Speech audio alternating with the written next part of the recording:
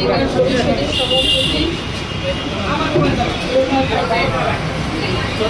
আজকে আমাকে মাননীয় প্রধান উপদেষ্টা ডেকেছিলেন নূরের শারীরিক খোঁজখবর নেওয়ার জন্য সম্পর্কে জানার জন্য।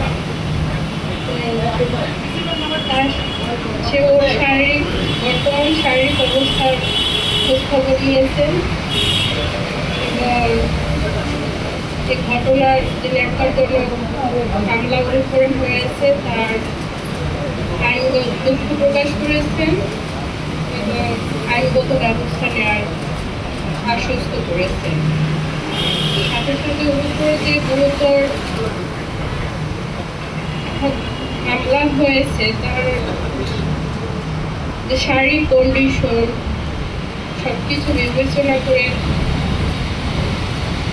বিগত দিনেও যে তার উপরে আর এখন বর্তমান অবস্থা সেটার উপর বিবেচনা করে ওকে বাহিরে উন্নত চিকিৎসার ব্যবস্থার ব্যাপারে তারা আশ্বস্ত করেছে।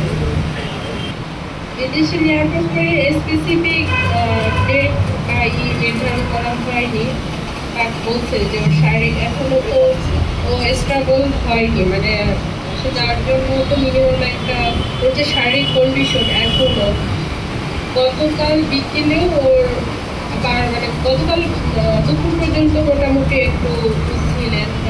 ওকে আইসিইউ থেকে এখন বেডে স্থানান্তর হয়েছে ও মেনলি ক্রাউড ম্যানেজমেন্টের জন্য। যখন আইসিইউতে ছিল অনেক মানে যেগুলো জাতীয় পর্যায়ের একটা পরিচিত মুখ সবাই দেখার জন্য ভিড় করছে, তো ওই জায়গায় তো আরও অনেক রুগী আছে, তো তাদের সেফটির ব্যাপারটা মাথায় রেখে ওকে কেবিনে করা হয়েছে ওই জায়গায় ট্রিটমেন্টের জন্য। ও কালকে দুপুর পর্যন্ত মোটামুটি ছিল, বিকেল থেকে ওর আবার ব্লিডিংটা শুরু হয় নার্ভ থেকে, আর রাত 12টার পরে আবার বমি মানে যেহেতু আপনারা তো জানেন যেহেতু ব্রেইনে হ্যামারেজ, তো ওই জায়গা থেকে আর আজকে দুপুরেও মানে সকাল থেকে ওর একটু অস্বাভাবিক মানে ও হয়তো আগে তাকাতো বা পরিচিত কাউকে দেখলেও কথা বলতে চাইতো, বাট কথা বলতে কিন্তু হঠাৎ করে স্ট্রক হয়ে যাচ্ছে, কথা বলতে ওভাবে পারতেছে না।